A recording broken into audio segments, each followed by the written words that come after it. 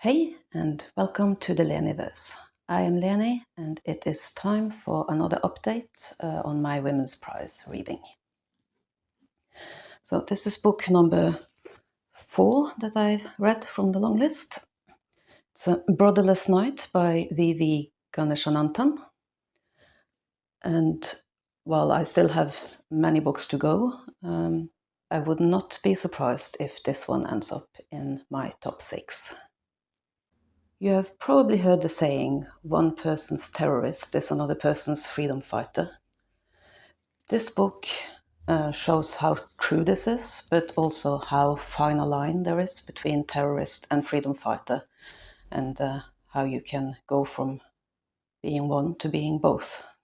Now, this book is set during the Sri Lankan Civil War, which started in the early 1980s and ran for a quarter of a century. And it's actually quite shocking how little I think most people know about that war, considering how long it went on for. I remember there being Tamil refugees in my hometown in the 80s and 90s. And so I knew that they were sort of trapped between a rock and a hard place in Sri Lanka. That on the one side, they were persecuted by the government as they were a minority who wanted independence. And on the other side, they had the Tamil Tigers, or the freedom fighters of Tamil Elan, I think they call themselves, or just the Tigers of Tamil Elan, who would pressure people to join their faction, would kill people from other Tamil political factions. The Tamils I met were mostly young men who had fled to avoid having to join the Tigers, or because they had family members in a different group, or who knows, they weren't that open about their background. But it was clear that they came from a hopeless situation. And even so, I just knew so little about this conflict until last year when I read The Seven Moons of Mali Almeida, a book that won the Booker Prize a couple of years ago. Now, this book is written in a very different style to the Mali Almeida book, which is a bit of a magical realism take on everything. This book is firmly rooted in realism, but it also has a big focus on the home, on family, on their culture. And after a smashing beginning and opening, it slows down a lot. That's maybe the one slightly negative thing I can say about this book, is that it takes a long while to build up after that opening. The main character here, Sashi, is a teenage girl at the start of the book.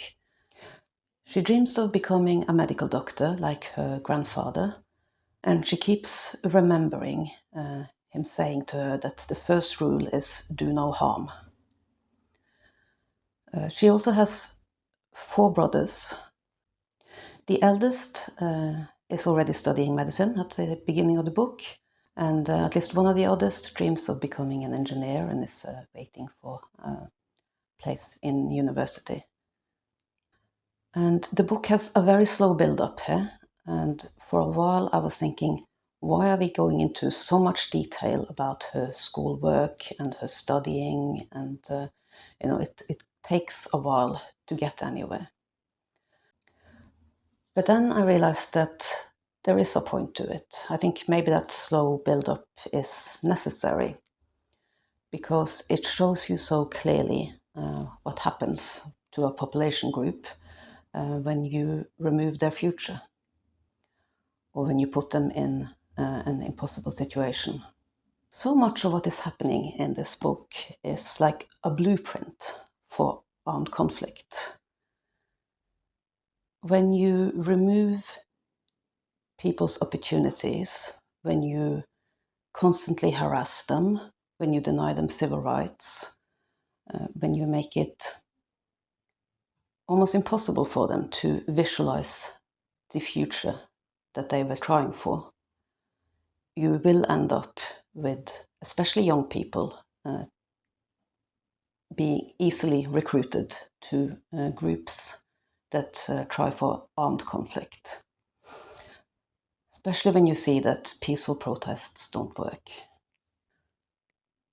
And for Sashi, this becomes a real dilemma, because she has the credo of do no harm, but she also sees all the harm that is being done to them. And some of her brothers, she has 4 brothers, and some of them are more disillusioned than others, or at least they face their disillusionment, cope with the disillusionment in a different way. While Sashi believes in what they stand for, wanting liberation, wanting a better life, wanting freedom from persecution and so on, she cannot agree with some of their methods. And so the slow build-up becomes necessary to see the life, the imagined life, and then the creeping reality of life, and how those dreams, how the family is torn apart by what happens. And when I got to the second half of the book, roughly, I didn't want to put it down. I just had to know what would happen, who would survive, how certain things would be resolved, and just what would happen to them all. When it comes to the other books that I have read on the list, I have been talking a bit about how some of them seem to be more beautiful prose than actual plot, whereas one other book was mainly plot. This one is definitely more on the plot side, but also with great characters. And the prose is more serviceable, but I don't think that's necessarily a bad thing. Because with the sort of things that happen in this book, I think it's a real danger that if you put too many bells and whistles on your writing, it becomes, overwrought. And here we have prose that's fairly straightforward, and it serves the story well. I think also because of the focus on just not on conflict and drama, it's there, right? But that's the background. But the focus is on the inner struggle and the growth of the character, and on family life and their culture, to the point where they keep talking about food, and I got so hungry from it that I had to look up some recipes, and I found a site with Tamil recipes from the Jaffna area, which is where this book takes place, and I had to try to make curry with plantains for the first time in my life. I didn't actually get the right type of plantains. I don't know how much of a difference that makes, but it ended up really tasty, and it's kind of like a potato curry.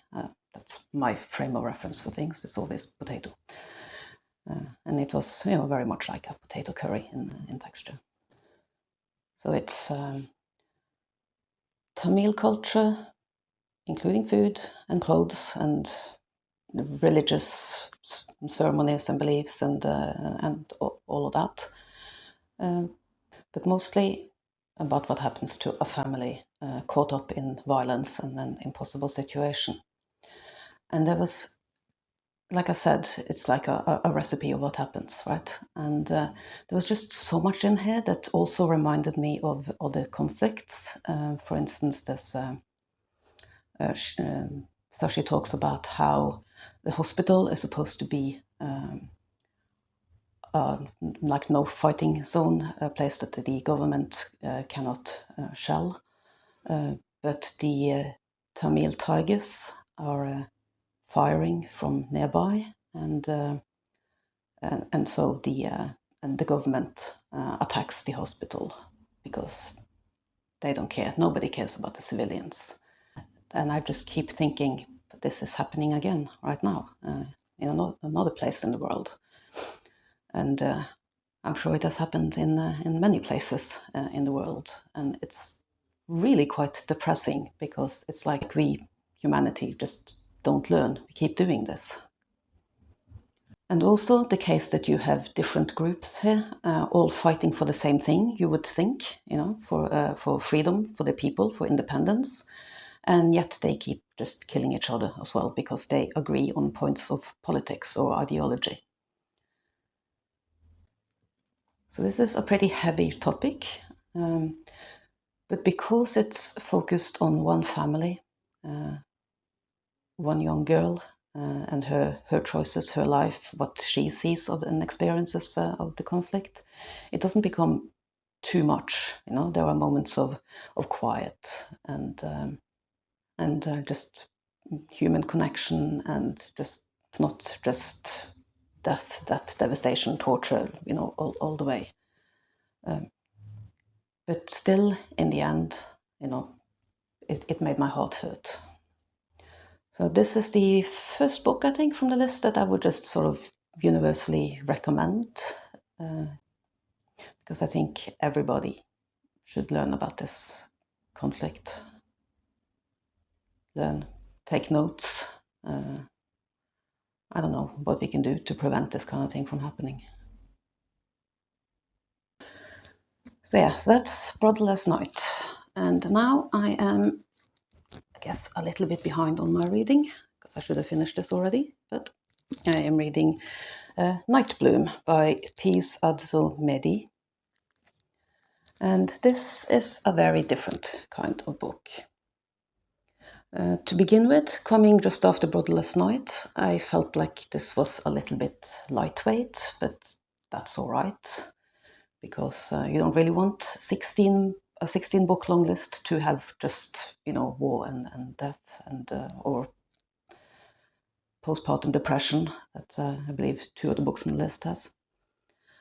So this one seemed just quicker, entertaining, fine. But as I've been reading, there's a bit more going on here as well. Now, this is the story of 2 cousins in Ghana. They're born on the same day, and as children, they are inseparable.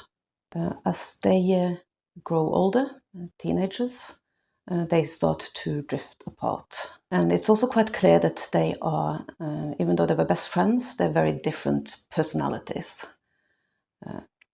And it's not unnatural for them to drift apart, but there just seems to be a bit more to it in this. And one of them has this dream of going to America to study, and she does, whereas the other one remains in Ghana. And the first part of the book follows the one that goes to America. Her name is Akorfa, if I'm pronouncing that correctly. She's complaining in here that, when she goes to America, her name is Christine, because otherwise she keeps having to correct people when they say her name. So, yes. Part 1 is Akorfa's story.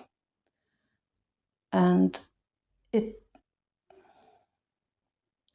does become clear relatively quickly that, so this is not a spoiler, okay? This is early on in the book.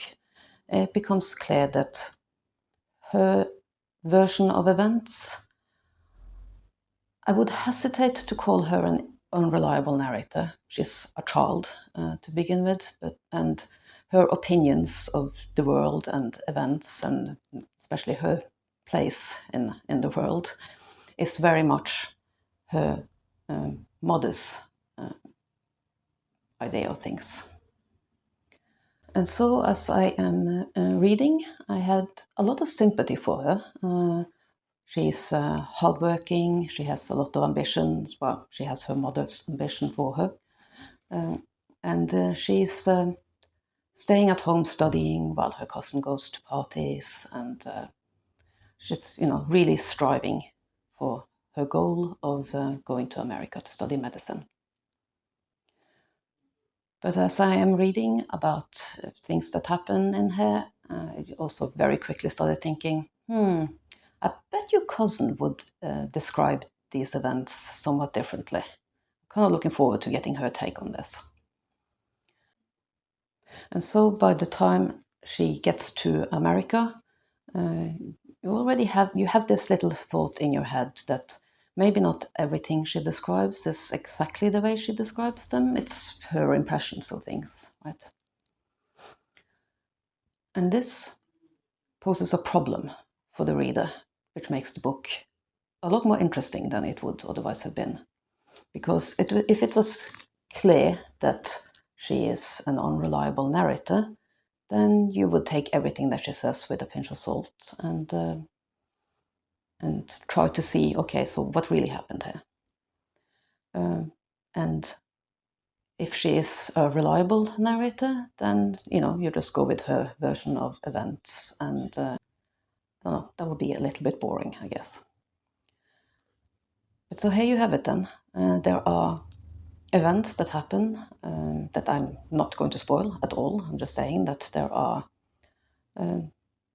episodes with her family and with other people in America, and definitely get the impression that she puts her own spin on things, and that her view of herself and the world is not quite the same as that of others. And now I have reached part 2, where you get the story of the cousin that stayed behind in Ghana, and I am really intrigued to find out her thoughts about. Obviously, she wasn't there in America, but at least what happened up until America. And I'm also a little bit concerned because there are little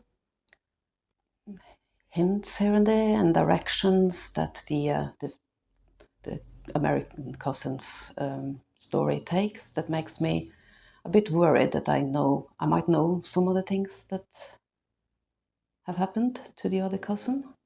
And I am hoping that I am wrong, because I don't want that to be the case. Yes. So it is time for me to read on, and I shall report back.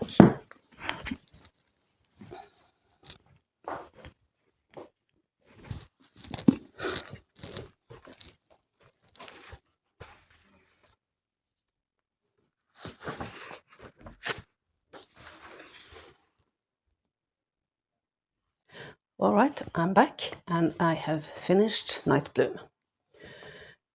This book is all about how there is 2 sides to every story. And the first side to the story I found entertaining, but a little bit lightweight. On the one hand, it seemed all right as a sort of a palate cleanser. But then we did end up in some heavier territory that I wasn't quite prepared for from just the tone of the narrative. Then I was really hoping that the second side to the story and the second point of view would bring something extra. And it did. The story of the cousin who remained behind in Ghana gave us, as you will expect from the start, a very different side to everything. And there were definitely some surprises that I did not see coming. I also did not expect to like this other narrator as much as I did. That was a very pleasant surprise. And with this second narrative, the story gets elevated into a critique of sexism, of women's place in the family and in society in Ghana. But don't think that America is being portrayed as a perfect place to live either. So with the Nightbloom, you get severely dysfunctional families, but also strong family bonds. You get clash of cultures. You get perception and how 2 situations can be read completely differently. by different people. You get different ways of responding to certain situations. It's a book that reads extremely fast, but there is some heavy content in here. Bad things happen to people. It's just something to be aware of. This isn't quite the palate cleanser that I thought it would be, which is good. You know, the long list shouldn't have books that are just palate cleansers. There's also cooking again. So much cooking, so much food. And I thought that this would be perhaps the perfect excuse to finally try to make some jollof rice with a recipe from Ghana. Not that I actually mentioned jollof rice in this book. That's every other book with people from Ghana that I have read. But in this one, there are a lot of other dishes. I tried to look up recipes and for both jollof rice and other things that were in here.